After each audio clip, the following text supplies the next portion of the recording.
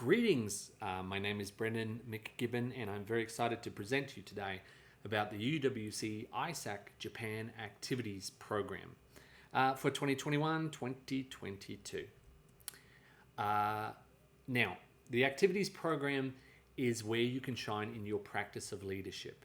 Now, a lot of people throw the word leadership around, but what is it? We actually went to the trouble of trying to define it, and we've defined it for ourselves.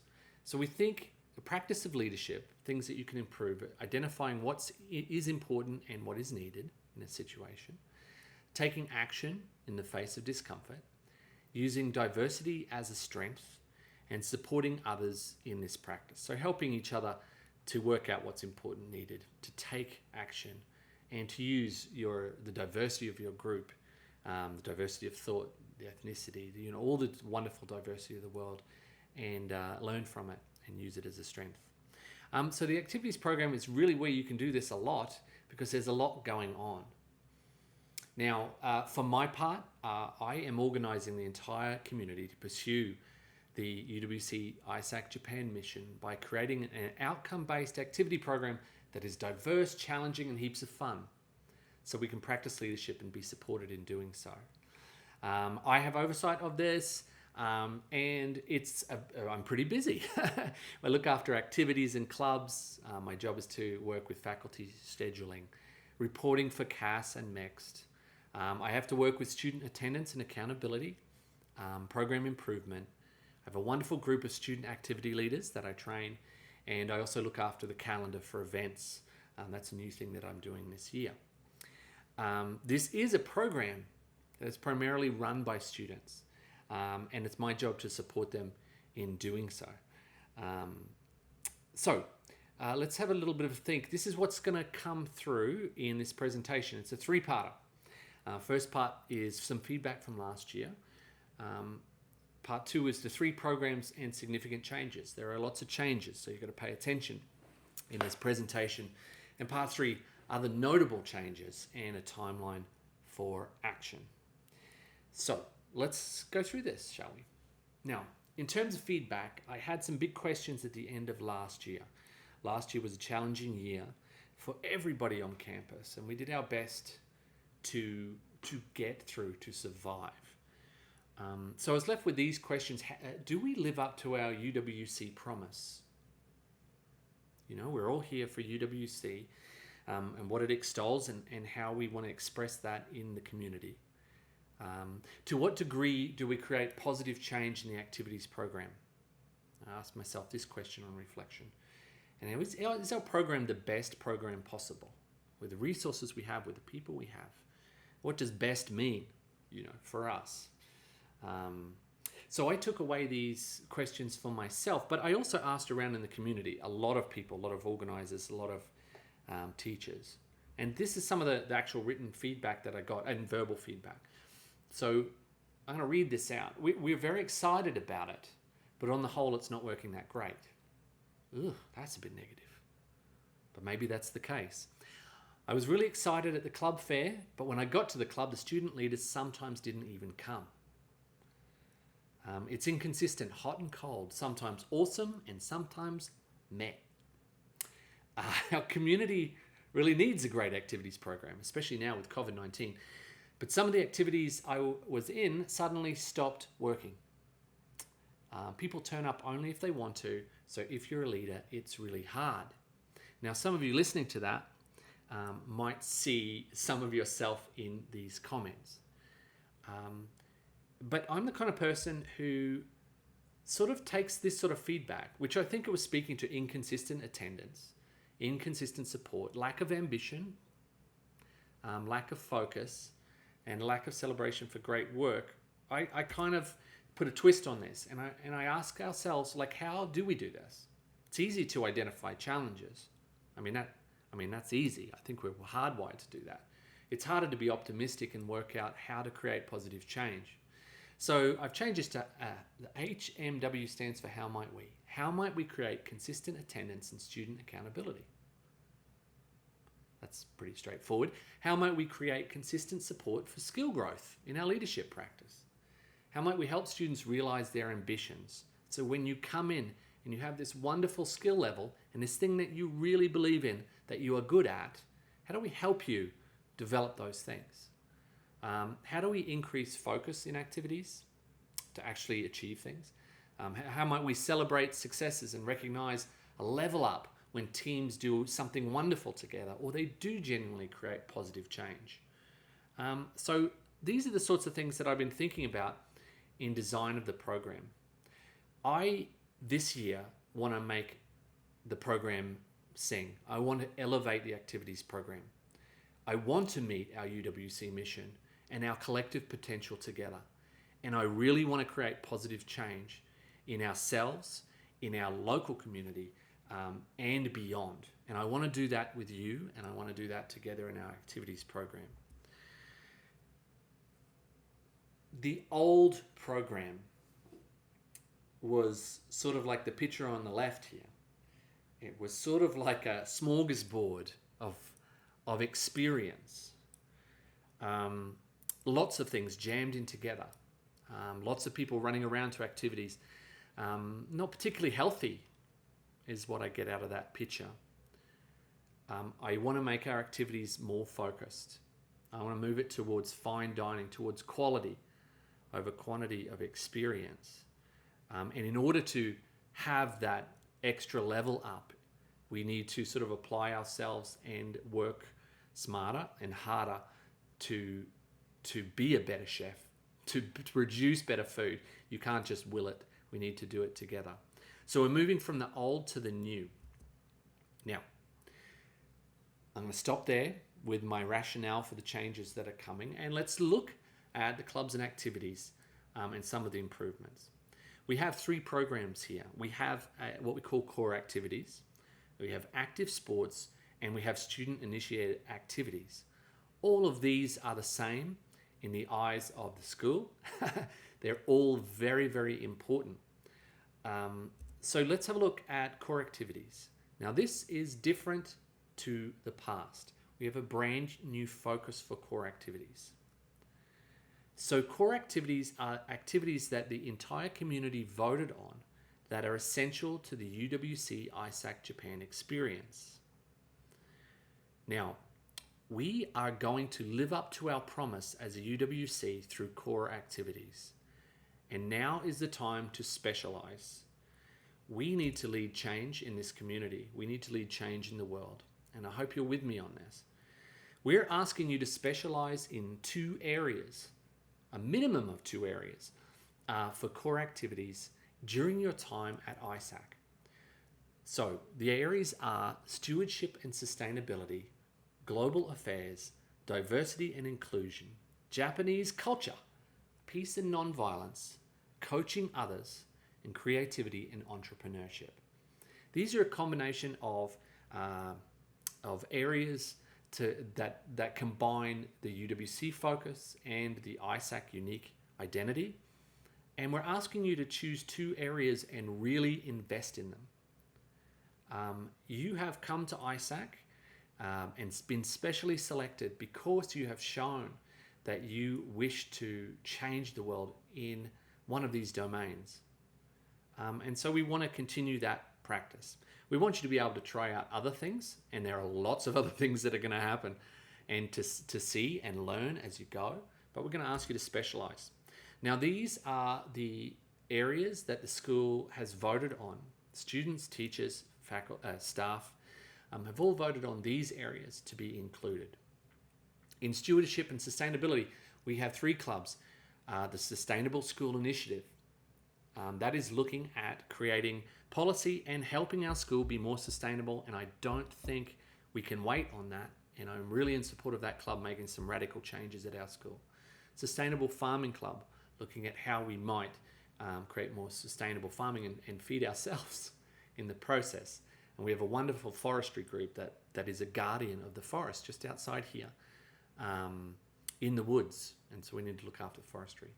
For global affairs, we expect the Model United Nations, the Guest Speaker Series and Debate Club to be the champions of making sure that global affairs don't get lost on campus, that they are highlighted, that we are aware of what's going on in the world, and we're having discussions about how, what we think about that, what different perspectives there are on each of them, and to work out how we might help and support and make positive change in different areas in our own countries or other countries.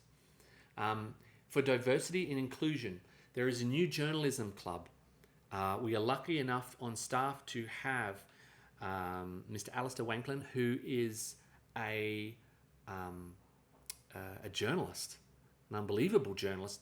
So what he's going to do is bring together the different publishing groups. So that is Yearbook and Yearbook and Catalysm, the school newspaper, under one umbrella of Journalism Club.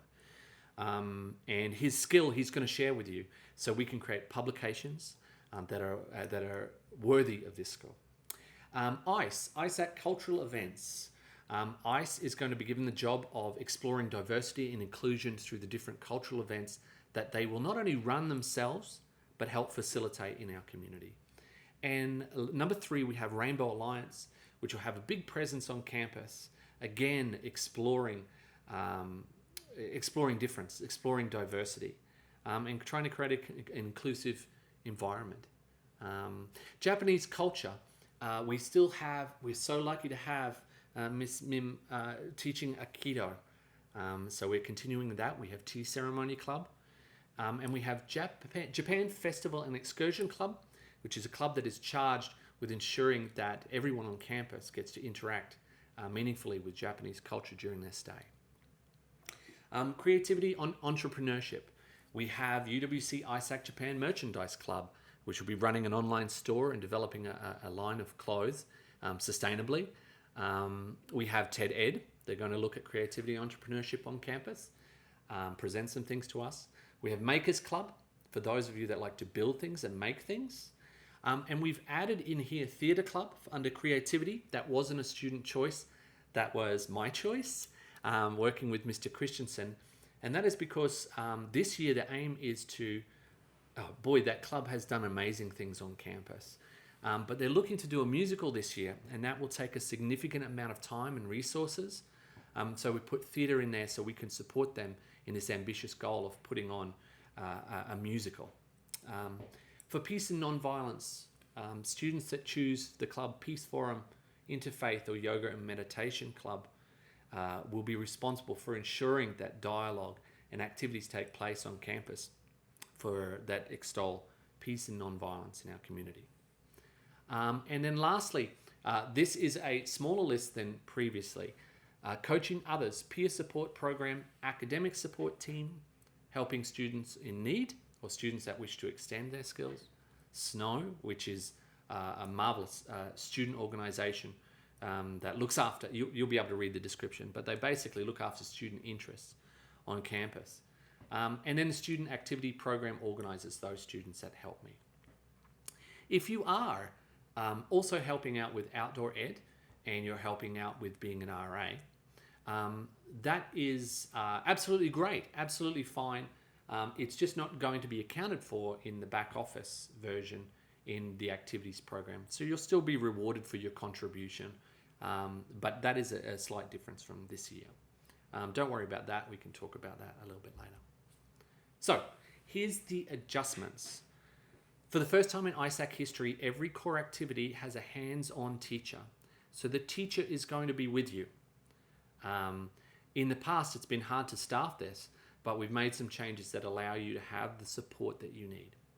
Attendance will be taken and tracking will be done and managed back by that teacher. This is to make it authentic and accountable. We are removing the situation where students can opt in and out of activities. So you need to choose very wisely. Students are going to design level up activities, one per semester. So in order to be focused and to really achieve, we need to set some goals.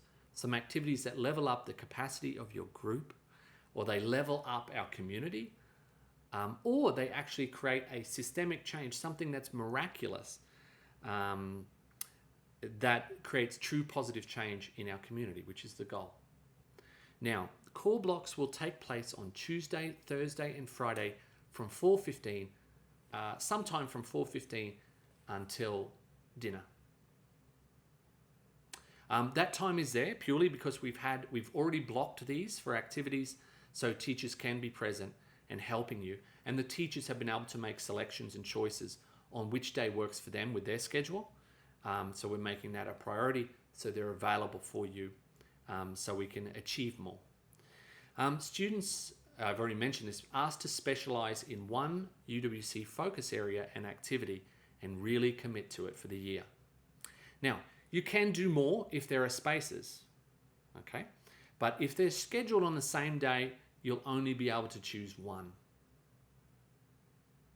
Now, that's a big change and something to think about. So hold your thoughts and it'll become clear when I show you the schedule in a minute. So let's move on. Active sports program. Active sports are also voted by the community and separated into seasons with coaching support. Not all our coaches have been set yet, but we want to make seasons because what we've found that it was very hard to control. There were difficult with resources. Students had burnout. They didn't take sports as seriously as they should. And in that way, it found it very hard to be competitive. So we have allocated Monday and Wednesday after school for the school sports program. We're seeking to organize games with the community on Friday nights and or Saturday mornings. So let's have a look at these seasons, look when they are, and see what sports are there. So in the fall season, which is now, we are going to focus on tennis. We will find a coach for you. Rockerson was helping last year, but we're going to seek an actual coach, give training. Girls volleyball and boys volleyball, we're still looking for a coach there. And cross-country running, with the coach is Mr. Underwood. Okay, so that's what we'll be doing through September 7, which is going to be difficult with quarantine and people coming in and out, but we will do our best. But we're going to focus our energies and the resources on these teams at that time, through to December 15. For the winter season, we have girls and boys basketball with the coaches already set. You can see that. We have electronic sports, League of Legends. Esports, fantastic. I can't wait for this to happen. But we need to find a coach. And this is maybe one where you know of a coach, someone who can help out so we can light the world up like dynamite with esports. Swimming club, we already have a coach. And gym and workout club, we've chosen activities during that period that can warm you up and keep you strong. For the spring season, we have soccer. I'm also working on another coach that can work with with Adam, and for both of the soccer teams. Drone club with Mr. Malero, so the drone club's already getting happening, and badminton mixed with Ogawa Sensei. So that'll be in the spring season, a real focus on those sports, getting them games on Fridays and Saturdays or Saturdays. Or creating our own events where we can invite people in. Now, these are the adjustments to go over. I am going to do my very best to make sure that we have faculty or outside coaches to support each club, to work with the student leaders to create these games, to create these experiences for you. Attendance will be taken and tracking will be done in ManageBack. Please do not sign up. Please do not show any interest if you just want to try it out. Selection means commitment. So if you select it, you're going to do it for that period of time. The season dates that I've chosen, I've worked with students on this, they're in line with other schools. So there is opportunity to train and compete together. We were going to have to find those opportunities together. So activity blocks are on Monday and Wednesday from 4:15. Okay. So, student-initiated activities. Anything that is not allocated core, anything that is not sports that I've just gone through, will fall into student-initiated activities. So you can come and you can start a club. You can continue the clubs that were going last year. That's absolutely fine. If your club didn't make it into core activities, you can still run your club. So, I have a link here, which I got on the slides, that you can go through and have a look at what happened last year. And you can see the sorts of clubs, see the sorts of descriptions, see the sorts of things that were going on. Anyone can start a club. You do not have to start a club.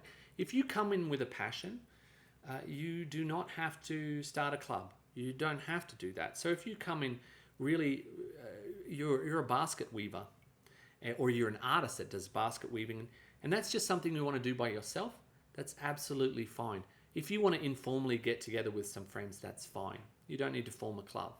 But if you want to be a bit more ambitious with that, and make a club, you need to have a look through the list and see if those clubs have existed before, chat amongst yourselves, and you must get 7 consistent members in the sign up for you to be eligible for school funding.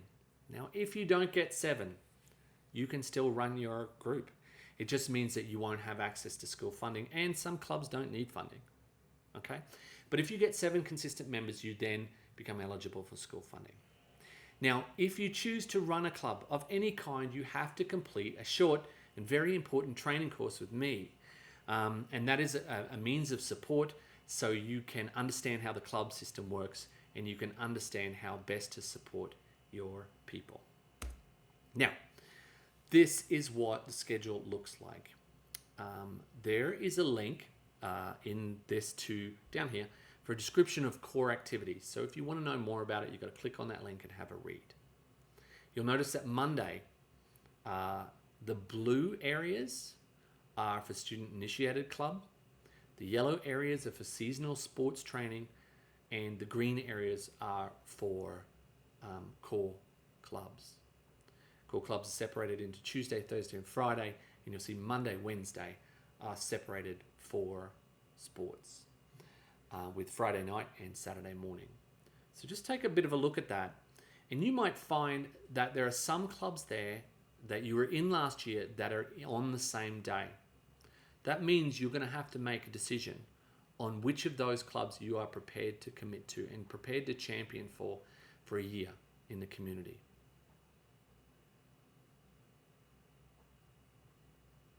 Now, you take a beat and think about this, because I actually have foreseen this, where some students will be upset about this. But I want you to imagine something, if you can, for a second, and come along with me and think about this.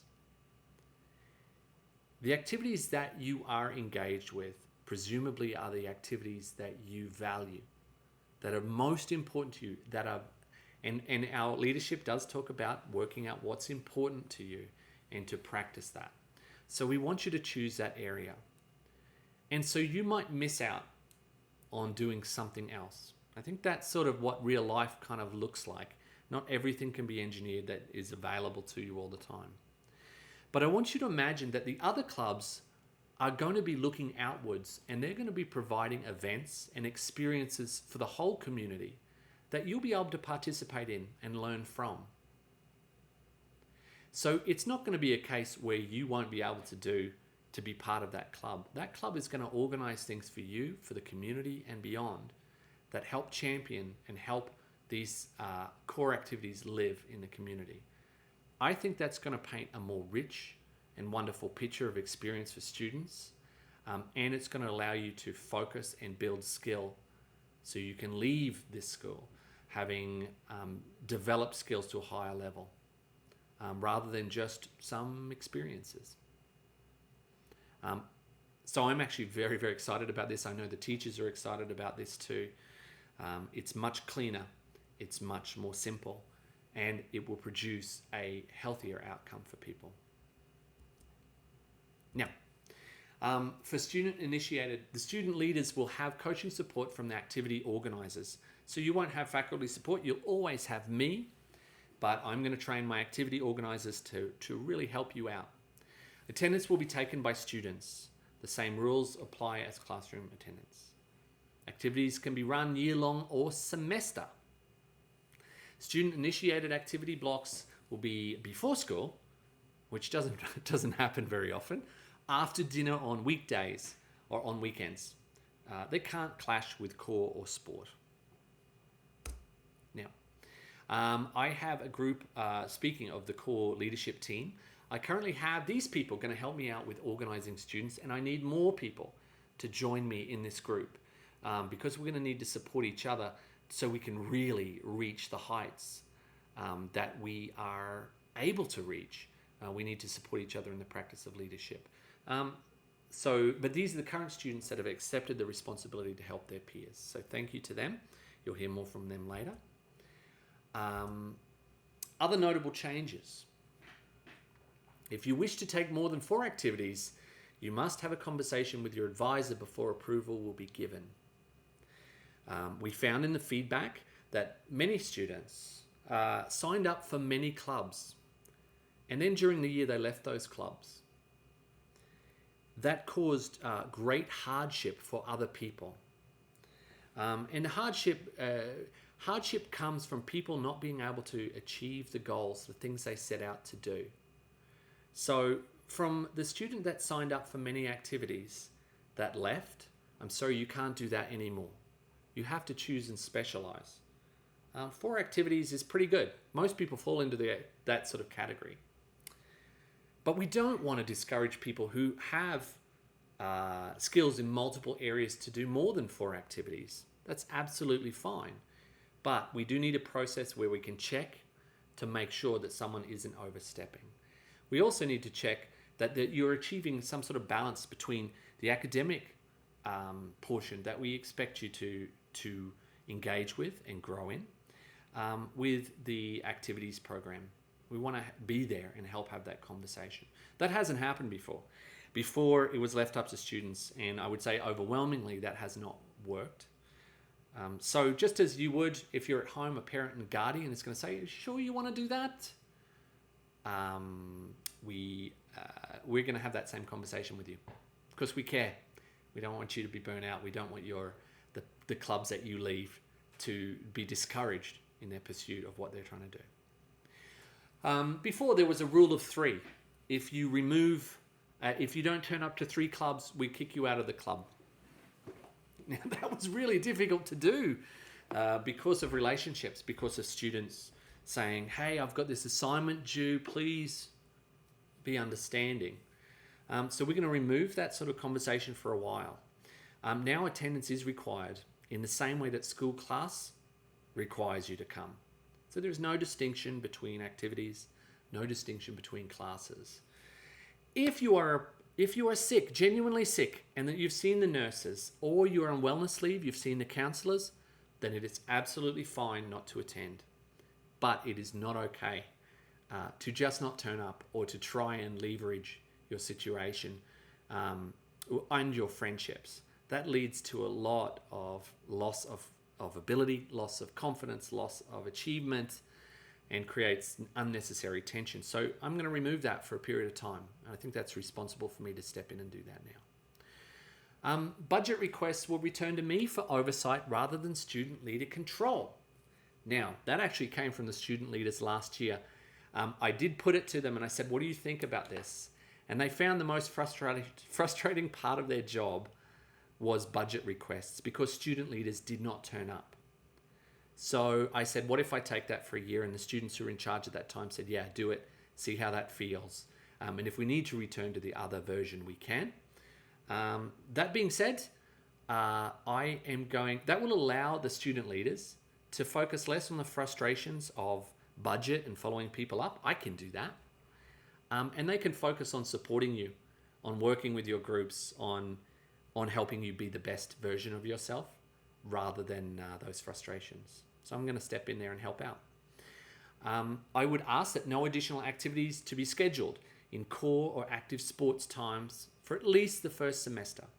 I think there is some opportunity in the second semester to move clubs around, move clubs times and try out something different. But for the first semester, I'd like to keep cores and active sports as open as possible. Now, the last one is, if you wish to calendar an event, you will have to ask me, and I'm going to have a calendar that'll be available that we can show everyone. And this is because last year things got a bit out of control because people are so good at giving their time and so good at running events. We had way too many events at certain times of the year.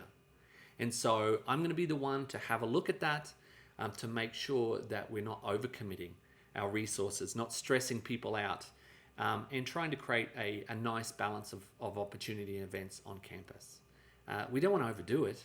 We want to have a good time, and we want to make sure that everyone gets a fair chance at activities. So I'm going to help with that. I've done that in the past, but I am bringing that back to the table because I think it worked well and I think we need it. So here we go. Moving to the next part, how do I sign up to be a student leader? How do I start a club? And how do I join a club? Now, in this presentation, you'll see that I am going to publish the website so you can have a look at that and have a look through. And I really want you right now to consider what is core activities you would like to do and what sports you want to specialize in. Remember, this is about specialization. This is not about a whole bunch of different experiences when it comes to core activities. What is it you want to practice and where are you going to make your contribution? So from August 25 through the 31st, student-initiated clubs I'll send through a survey through Barely Awake, where if you wish to start a club, you will have to fill in a survey. And I'm going to ask the student leaders who have already signed up, my team, to help support with that. I had initially put some times for workshops in the student orientation schedule, but they had been removed. So I'm not sure when you're going to have a chance to do that. So I'm going to let the student leaders work with that one. We will have an online Flipgrid fair on Friday, September 3rd. That is in the schedule. So before then, everyone's going to have to prepare a video to show what their club will be, to show what they would like to do. And in Barely Awake, I'll send lots of information through so you'll have it. Hopefully on that same day, I'll have the sign-ups. I'll send through the sign-ups. I'll work out a time that's reasonable for everyone. And your students can rank preference for core activity. So each core activity has a limit. So if everyone signs up for yoga club, I'm going to go in chronological order. So you're going to have to be near the computer if you want to get your first choice when it is published to make sure that you get into core activity. If you ask to be a student leader of a core activity, then you will get preference. Okay? But I can only accept a limited number of leaders. And I think the number that we set it at was 3. That one would be difficult to negotiate if lots of people want to be leader. It'll also be hard to negotiate if people are a little bit disingenuous and say, if I sign up for a leader, I'm guaranteed a spot. Yeah, that's a bit of a gross situation. So I'd like you to really look inside yourself and make sure that you are signing up for the right reasons, and know that if you do sign up to be a leader, you'll be held accountable for that. You'll absolutely be held accountable for it. Sports may be subject to tryouts. So you might sign up and you might not make the cut. You might not make the team. So just be aware that that is a possibility as well. Now, all the information that you're going to need, all the information I've spoken to you about are on this link here. So you'll be able to click the link, have a good read through. I think with the activities, if you were to allocate like an hour to sit down, to go through everything, you're going to be able to set yourself up for the year with your preferences, with your choices, with how you want to live and how you want to be. And I think an hour is not long to sort of take for yourself.